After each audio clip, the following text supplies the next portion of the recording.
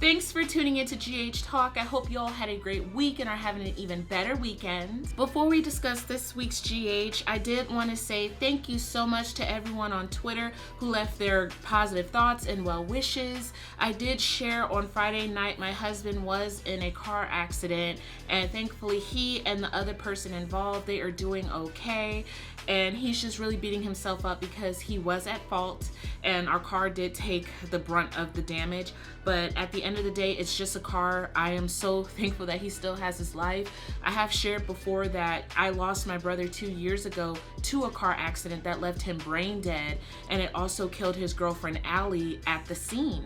So I don't take this lightly at all. You know, we could fix the car, but I can't fix not having my husband in my life, you know? So again, thank you all just for the support that you've shown. It meant a lot. With that being said, let's talk about this week's General Hospital. So the question is, will Margot be revealed to be Scully's daughter? It was very unexpected when Sonny recognized her mother and said that she had been having an affair with Scully. At first, I thought the plan to dig into her father's past to prove that, you know, basically he deserved to die was a stupid idea. I just felt like they were gonna just be stoking the fire and fanning the flames instead of just leaving it alone. However, with this bit of information, I do look forward to witnessing Margot's shock when she's like, is Scully my dad?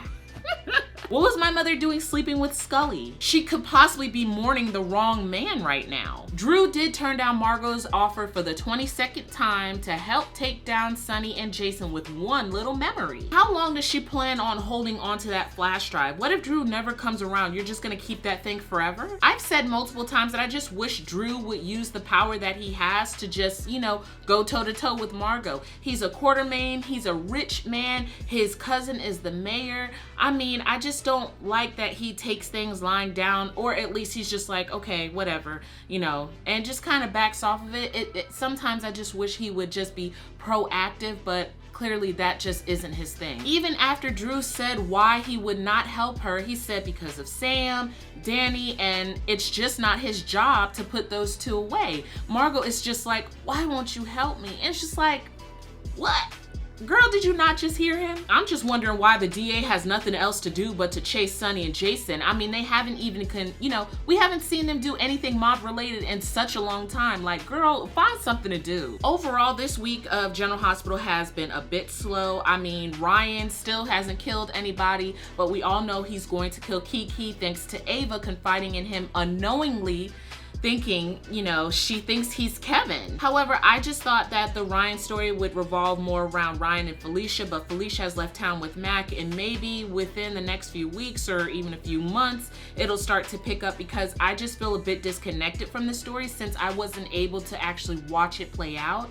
I know that there are playlists on YouTube, but I really don't have time during the week to go out of my way to watch these old clips. Ain't nobody got time for that. It's like, I truly don't. So I just want them to elaborate a bit more instead of just saying, oh, the Ryan Chamberlain murders and his victims, and Felicia was almost a victim but she escaped. Like, can we please just really go in and talk about what happened? Because I just feel on the outside looking in, and I just don't feel that connection to the storyline that a lot of fans, you know, other fans do, because they actually saw Ryan Chamberlain and saw what happened to Felicia, and they know who these victims are. I'm assuming that these victims, none of them had to be like main players in the game, because they're never mentioned by name. What I do like about this story is how Laura is playing it. She's genuinely sad and confused that her husband is acting different towards her, and she can't put her finger on it. But also, I'm just wondering why Laura and Felicia think that he's just going out of his mind or just reacting so,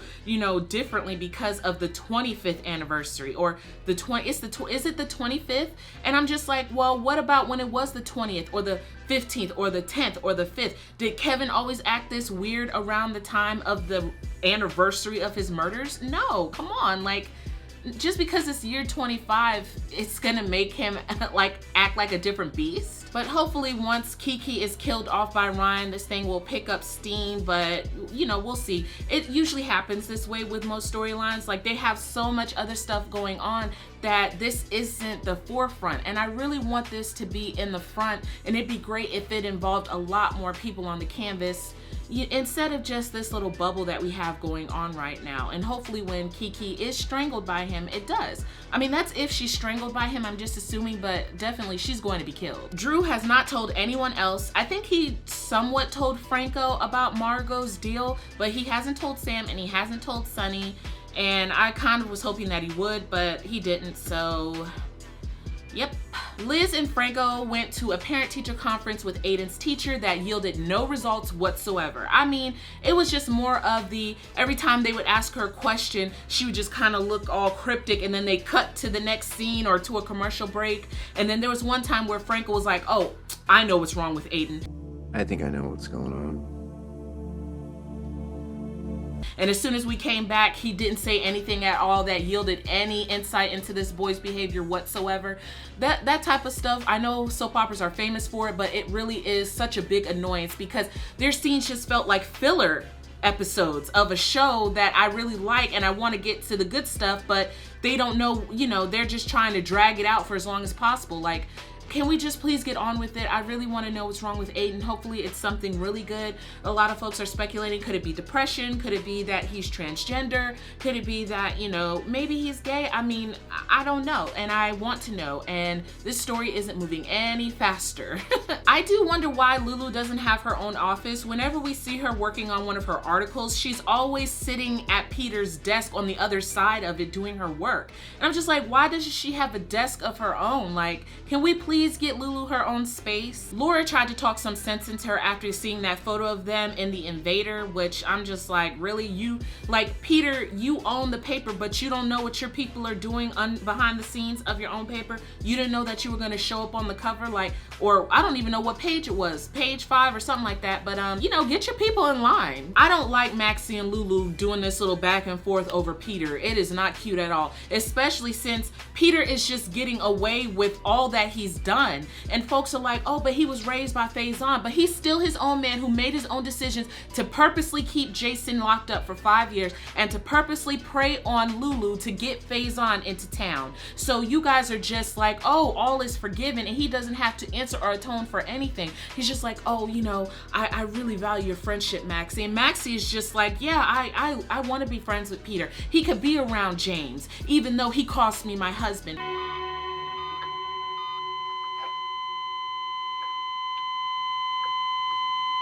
Nathan?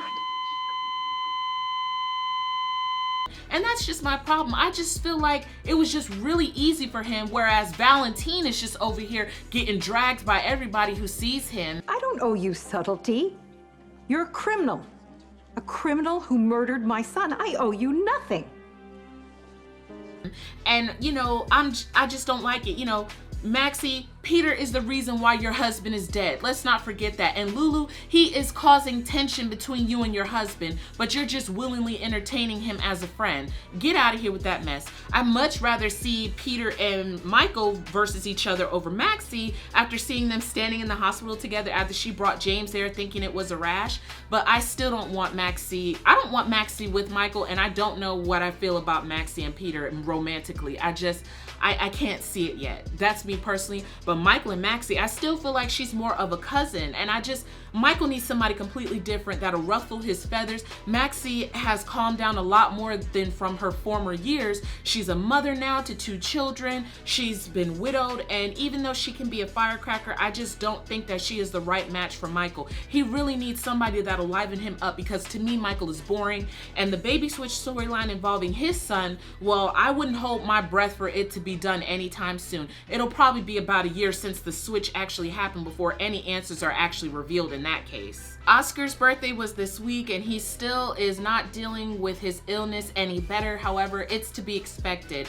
I did tell, you know, a few people when I live streamed this week that I just feel like he's just young and he doesn't really understand that you could die at any moment. You just have more of an expiration date, if we can even call it that, because we weren't given like, oh, he has 6 months or he has 3 months. He lived for 2 years with this tumor unsuspectingly, And that just goes with anyone else. Like, he's talking to Cameron. Cameron could die before you do. He could get hit by a bus randomly one day after school.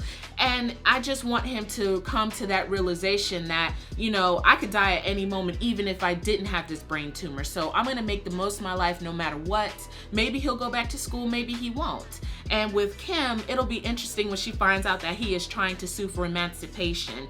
And I wonder how he's gonna pay for it. A lot of us were debating like, oh, he must have a trust fund, but there's a certain age that you can touch that. And I know Edward left his descendants funds, so will he have access to that? How is he going to pay for these services that he's getting from Alexis? And also, someone pointed out that he is working for Drew at Aurora Media, and I forgot about that because we really haven't seen Drew or Oscar at Aurora. I think we did see him there talking to Sonny and Peter this week, but that was the first time in a really long time. It'll be interesting to see how Julian is caught in the middle of Kim and Alexis when Alexis takes on this case, because I believe she will. But I want to see more of this Cassadine story that keeps like starting and stopping, and it's just like, all right, can we just focus on a storyline and get through it? It's just this start and stop. I forget what's going on because you just have all this extraness just all over the place. TJ tried to get through to Stella this week, and I'm just like, would y'all leave the woman alone, because she has her feelings, and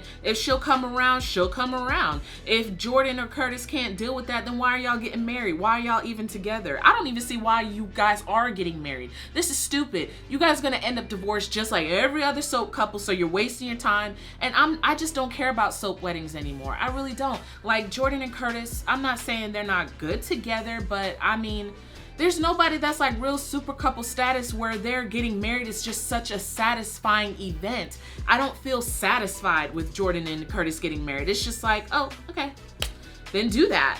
Kiki and Griffin had sex again, and it was pretty damn hot. It was pretty hot. And I wonder how he's gonna take it when Kiki is found dead, because it's coming, y'all. It is coming. And I need Ryan to kill Mary Pat. Please kill Mary Pat. I'm pretty sure other things went on this week on the soap opera, but it all escapes me, which means I must have fast forwarded it. Like, I've been doing that. Like, I've just been skipping over some things that's just been like. But those are my thoughts on a few of this week's moments. If there was something that took place on the show that I did not mention, please in the comments below, let's talk about it, because as I said, I may have skipped over it or I just wasn't interested. If you are enjoying these storylines, like with Ryan, please let me know. If there's moments that like really, I'm just kind of like, I like the show, but I just want them to go that extra mile and make these things really great. Sam and Jason did share some scenes this week, but they didn't rip each other's clothes off in the middle of Sonny's living room, so yeah, it was pretty like, okay, all right, we get it. You guys are frustrated. Cold showers. Do something about it. I believe that they will, and I'm looking forward to it, but again, I just need some little, you know, kinky stuff, you know, come on, like, I mean, that's not them, but I kind of wish it was. But as always, thank you so much for watching. If you're not doing anything during the weekdays at 10 o'clock at night, 10 p.m. Eastern Standard Time, I like to live stream and talk to each and every one of you through the comments about General Hospital and our thoughts. We even talk about GH of the past, and sometimes other soap operas will get thrown in. So it's really fun. I enjoy it. If you have time, just come by and check us out. And again, thank you for watching. As always, GHers, take care.